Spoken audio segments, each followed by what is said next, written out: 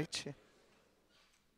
É um prazer estarmos aqui nessa noite de chuvinha, mas o público cai, né, na chuva, né? Nós espíritas, em geral, somos assim, faltou do centro, porque estava ventando muito. A parte boa de ser espírita é que a gente não precisa vir mesmo, né? Se a gente fosse de outra religião, tinha a obrigação de ir. Como a gente é espírita, num dia desses chuvosos que a gente quer ficar... Eu não, porque eu tenho minha... né? Mas quem vem ouvir pode ficar em casa numa boa, porque não é uma obrigação vir ao centro espírita. E é muito bom pertencer a uma religião em que a gente pode ser livre, né? Em que vir ao centro ou não nos torna mais ou menos espíritas, ou melhores ou piores. Isso é fantástico. Eu acho que eu só consigo ser espírita porque o espiritismo é essa liberdade, essa coisa boa, bonita, que coloca que a única satisfação que nós devemos é para a nossa própria consciência, né? A gente não tem que dar satisfações para ninguém, para nenhum líder, para nada.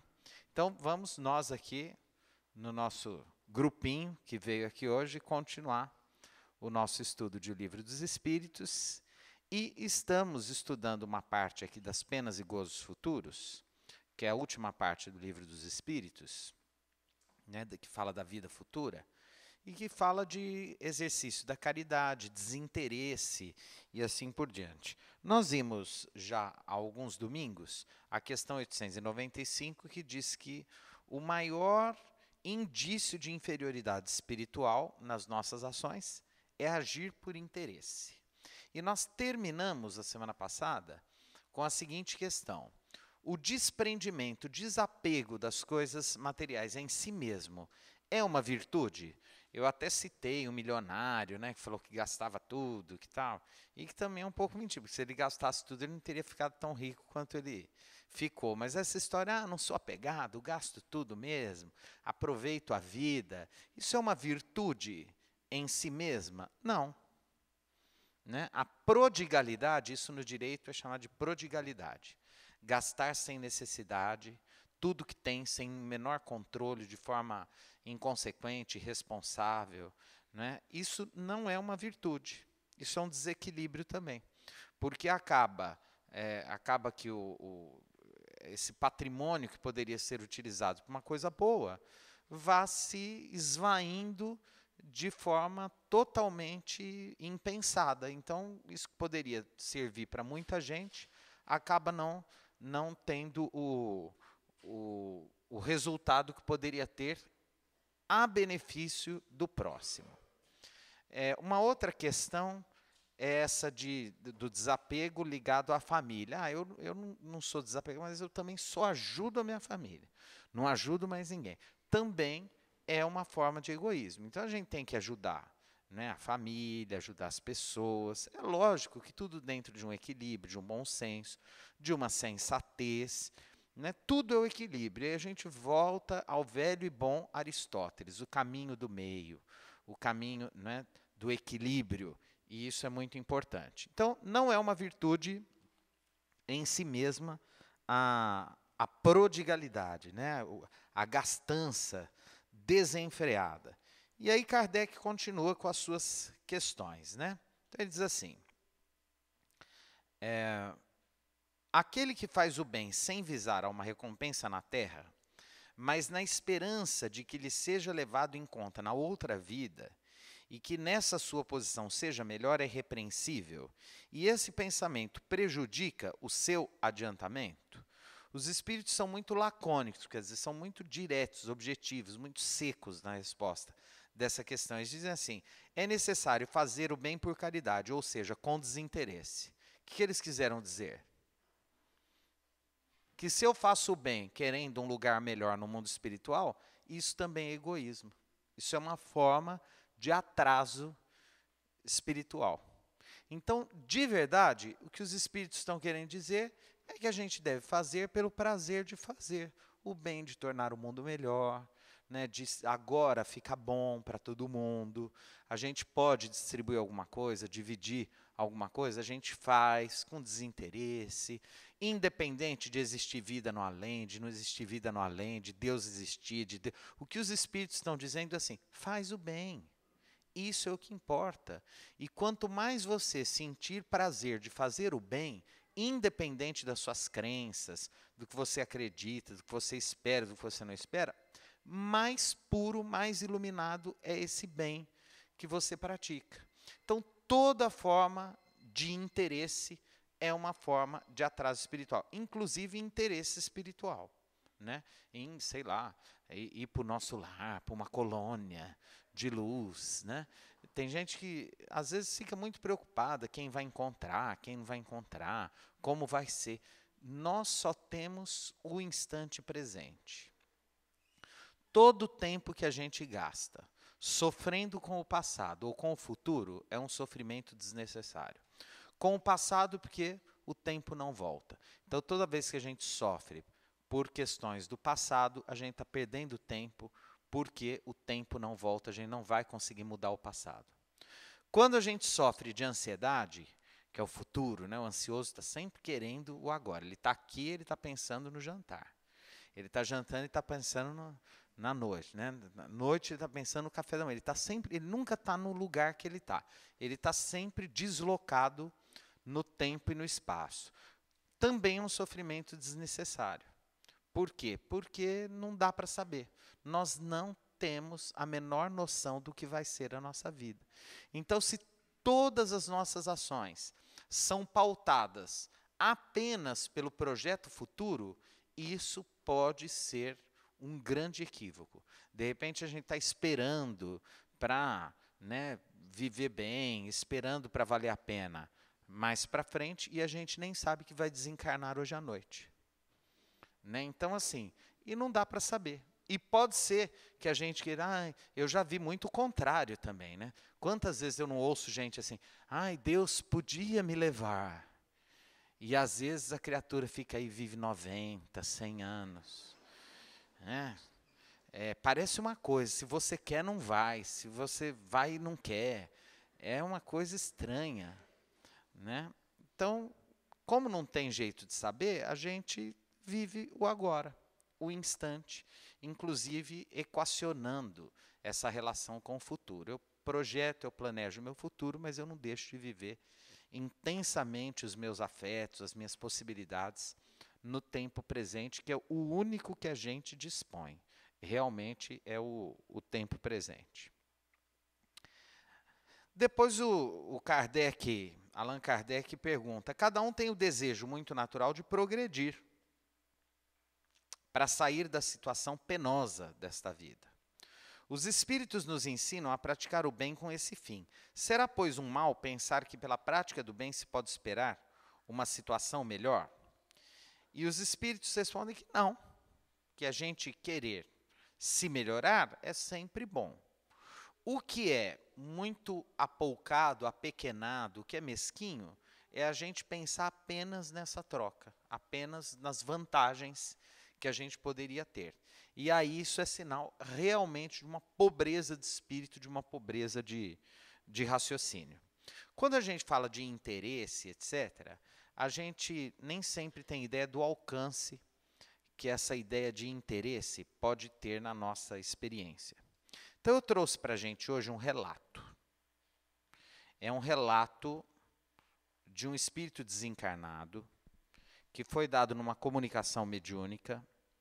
O médium era um rapaz lá de Minas Gerais, de Pedro Leopoldo, chamado Chico Xavier. Ele não psicografou, não. Isso aqui foi gravado. Foi numa sessão de prática mediúnica, de psicofonia, e o Chico transmitiu essa mensagem que é de uma moça desencarnada, que foi médium na Terra, e que, em algum momento, percebeu que podia ganhar um dinheirinho com a mediunidade dela. E aí ela vai contar para a gente como que está a condição dela lá no mundo espiritual. Então, eu trouxe para a gente, vocês vão me permitir hoje, a leitura deste deste relato. Então vamos lá. Antes vem um pequeno adendo do organizador. Quem organizou esse livro foi esqueci o nome dele, daqui a pouco eu me lembro. Ele é viúvo da Meimei. Né? A Meimei foi uma professora. Arnaldo Rocha, é isso aí. O Arnaldo Rocha que organizou esse livro. Então ele fez algumas introduções aqui, e eu vou ler a introdução dele. Encerrávamos nossa reunião da noite de 1º de março de 1956, o Chico ainda morava em Pedro Leopoldo, quando nossos instrutores trouxeram às faculdades psicofônicas do médium o espírito RS. Então, assina RS, a gente não sabe o nome dessa criatura aqui. Desditosa irmã desencarnada que, em soluços comovedores, nos ofertou a sua história de médium transviada. História essa que passamos às considerações de nossos leitores, como doloroso exemplo a ser estudado e meditado. Então vamos lá. Deus de bondade e amor, dai-me forças para que a minha voz não tema na confissão e ensinamento a que me sinto obrigada. Muito bem. Meus irmãos, fala-vos, pobre mulher desencarnada, que até agora tem vagado no charco de choro e sangue. Uma pobre criatura que, por escárnio à própria responsabilidade, atirou-se ao lago de sofrimento e remorso, em que se afoga sem consumir-se. Fui médium. Conheci a graça da revelação espírita.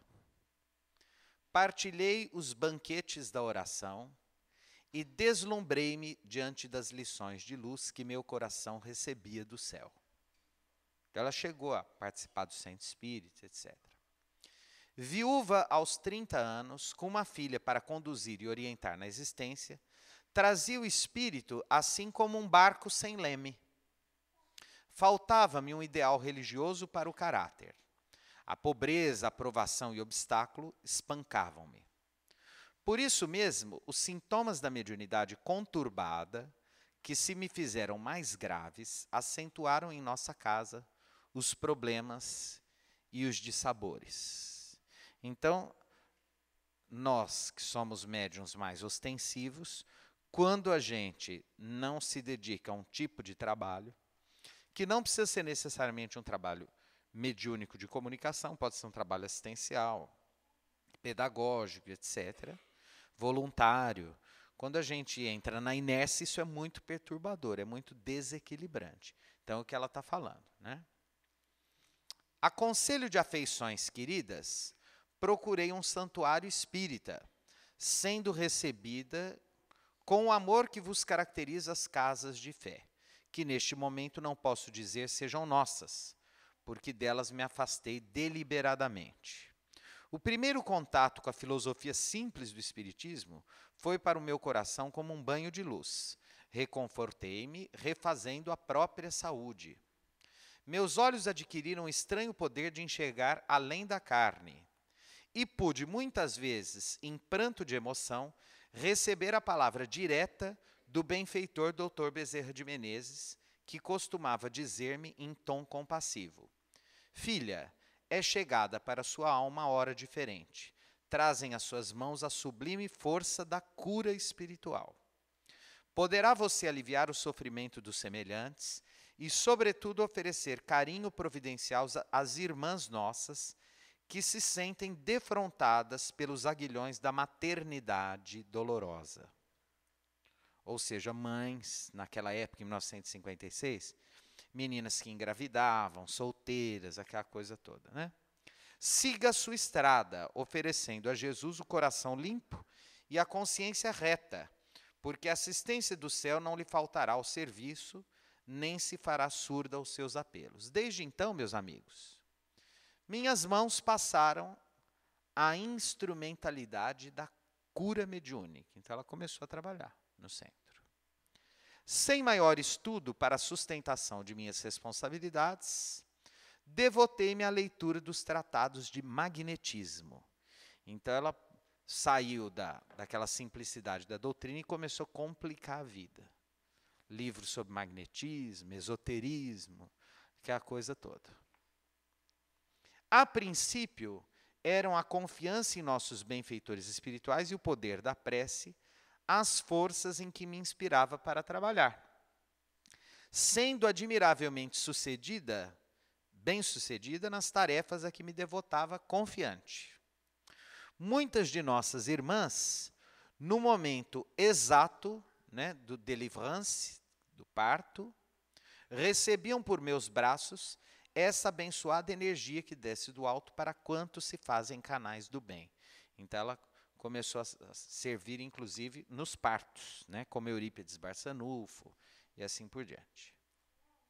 Contudo, na vida privada eu era uma simples lavadeira, então ela ganhava vida lavando roupa para fora, era muito comum, antigamente. Hoje com as máquinas de lavar está mais incomum, mas era muito comum, que na Vila Tibério eu conheci muitas lavadeiras, gente criava família lavando roupa para fora.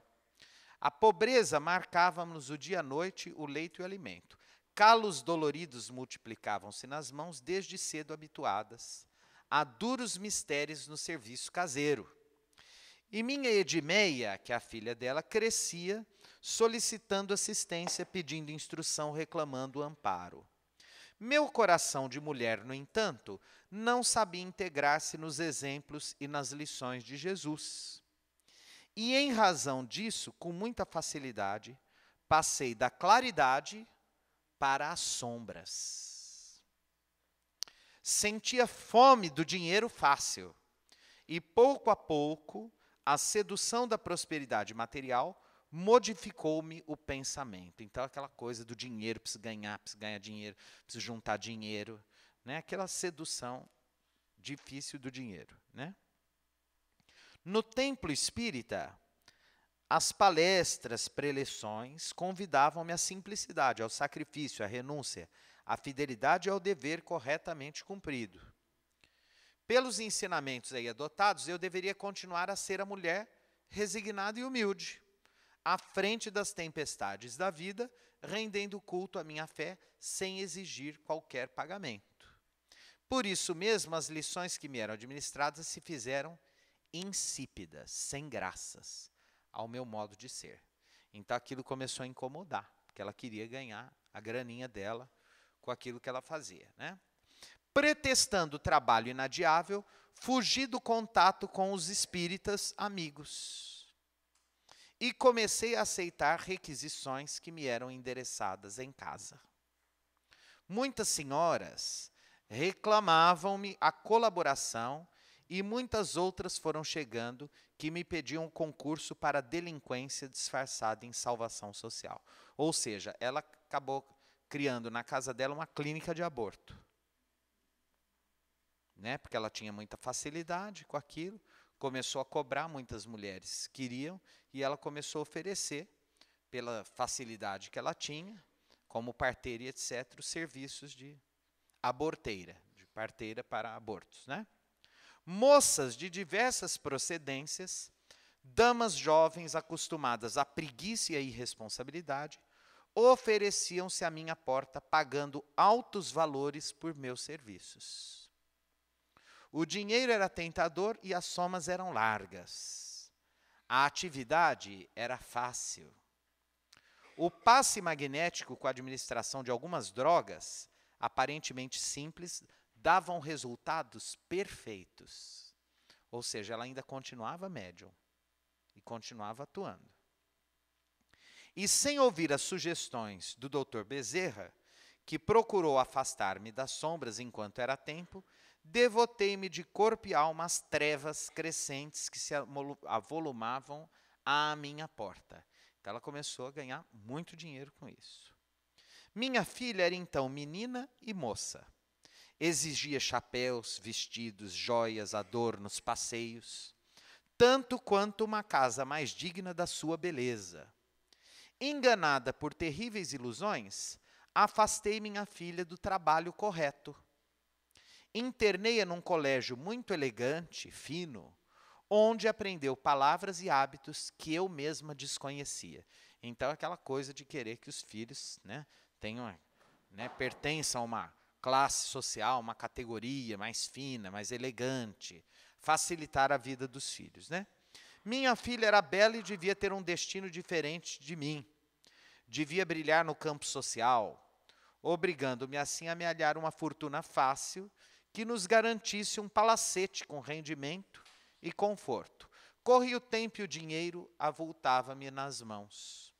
Uma caderneta de banco assegurava-me depósitos muito expressivos. 10 anos passaram com atividades intensas. Não satisfeita com meu próprio trabalho, contratei o serviço de 2 assessoras, que me representavam noutros bairros, trazendo-me os casos difíceis e incentivando a clientela. Essas 2 companheiras passaram a colaborar com segurança e eficiência. Nunca mais me acomodei e nunca mais frequentei as lições e os livros espíritas. Para o meu coração enganado, os centros eram simplesmente lugares em que se reuniam pessoas de inteligência menos desenvolvida, gente ignorante. Porque uma força enorme me apoiava os braços e fazia com que todos os partos sob minha responsabilidade se desdobrassem com imenso êxito, exonerando-me de qualquer dever para com a prece. Queria dinheiro, dinheiro fácil, e respondendo-me os apelos, o dinheiro realmente aparecia. O palacete destinado à nossa residência estava sendo construído em linhas quase majestosas. Minha filha, titulada num educandário de ensino superior, possuía agora o seu carro particular. Comparecia a festas, reuniões, impressionando sempre pela beleza, que incensava apaixonadamente, cega em meus falsos princípios. 10 anos, repito, passaram apressados, em meu afã de reter o dinheiro nascido na empresa do crime.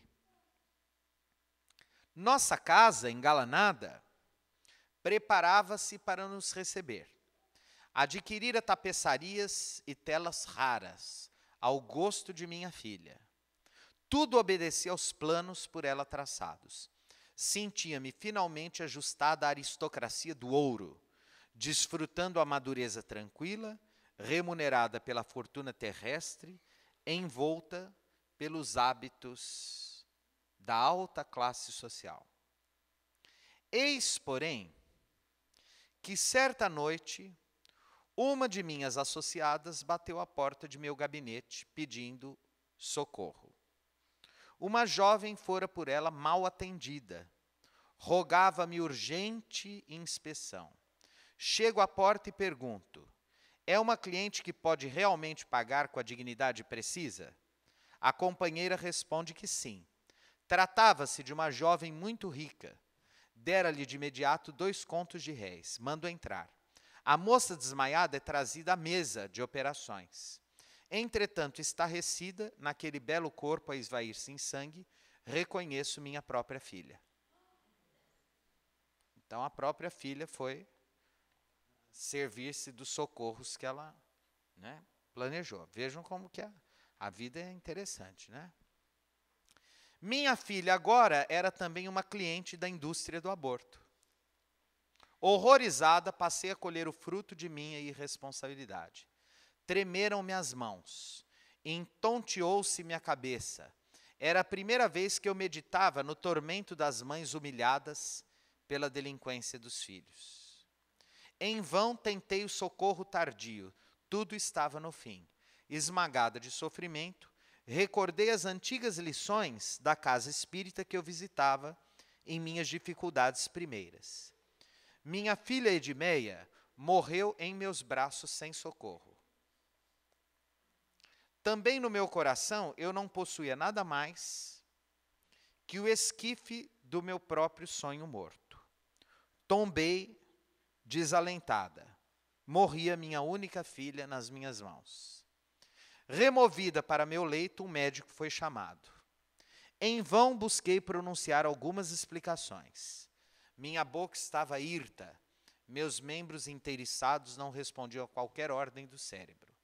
Em estado de choque, a dor rompera-me um vaso importante e por 2 meses agonizei, até que a morte me arremessou à sinistra região, em que agora me vejo cercada por largas nuvens de lodo e sangue, escutando os comoventes vagidos de criancinhas assassinadas. Tenho vertido lágrimas amargosas.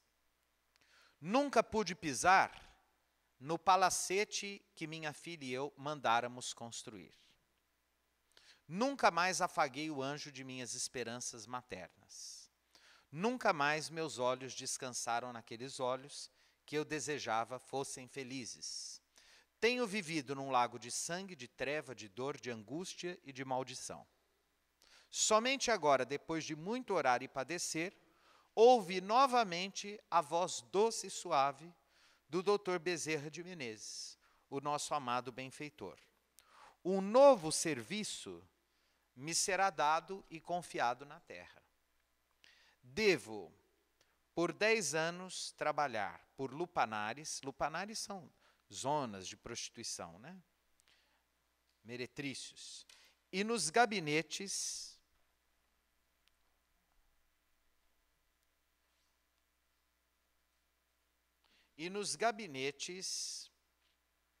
em que o aborto se transformou em criminoso negócio, no sentido de amparar as jovens irrefletidas e as mulheres desorientadas. Então, como espírito, ainda antes de voltar à Terra, ela vai prestar assistência espiritual nesses locais.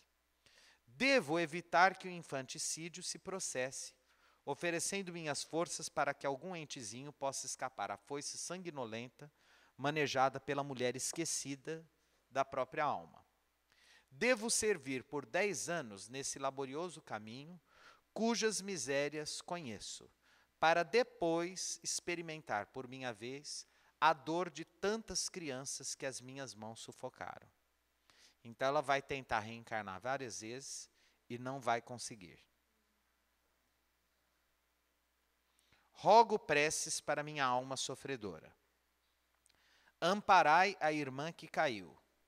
Minha palavra não tem outro objetivo senão este: implorar a esmola da oração em meu benefício e acordar as mulheres, nossas irmãs, para que não se afastem da bênção de Deus. Enfim, essa é a história que, né, vejam que interessante. Então, quando e aqui, obviamente, não vai nenhum julgamento, é só uma história, né? Foi a história dela, cada um de nós tem a sua história, ela está contando a dela, como aconteceu com ela. Então, na verdade, a grande questão dela, em que momento ela caiu, ela se perdeu? No momento em que ela começou a tirar uma vantagem financeira da mediunidade. Então, e às vezes, não tem a vantagem financeira, mas tem vantagens de outro tipo, né? Então, facilitação de algumas coisas, né? Você não precisa me pagar, mas me dá uma viagem. Precisa me pagar, me dá um carro, né? Quando começa a ter um interessezinho lá, né, material, financeiro e etc., no exercício da mediunidade. E da caridade de modo geral. Né? Quando eu ofereço alguma coisa e quero uma vantagem, um benefício, né, na contramão. Então, esse é o caso dessa mulher. Vejam aí, como também que esse apego às coisas materiais, essa ambição desenfreada, essa mania de grandeza pode nos destruir, às vezes, porque às vezes a gente empata patrimônios que poderiam ser utilizados a benefício do próximo com objetos desnecessários, joias, etc. e tal, que não servem para nada, a não ser para atrair os ladrões para a nossa casa, né? E podia ser usado a benefício do próximo. Eu gosto sempre de usar joia como exemplo, porque as bijus são tão lindas, não são? Fazem o mesmo efeito. Você vai lá, compra aquela coisa toda e não serve para nada. É uma grande papagaiada. Eu sempre acho que joia é coisa de espírito atrasado, sabe? Biju é coisa de espírito evoluído.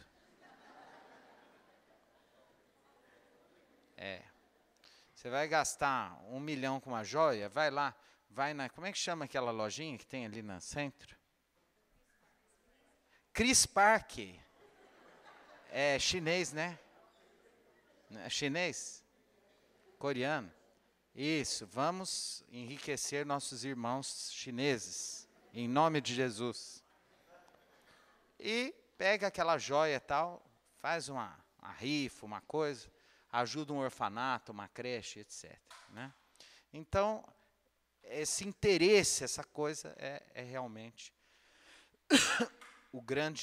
a grande armadilha, é o lugar que a gente escorrega e pode cair e cair feio. Que Jesus nos abençoe e nos ampare.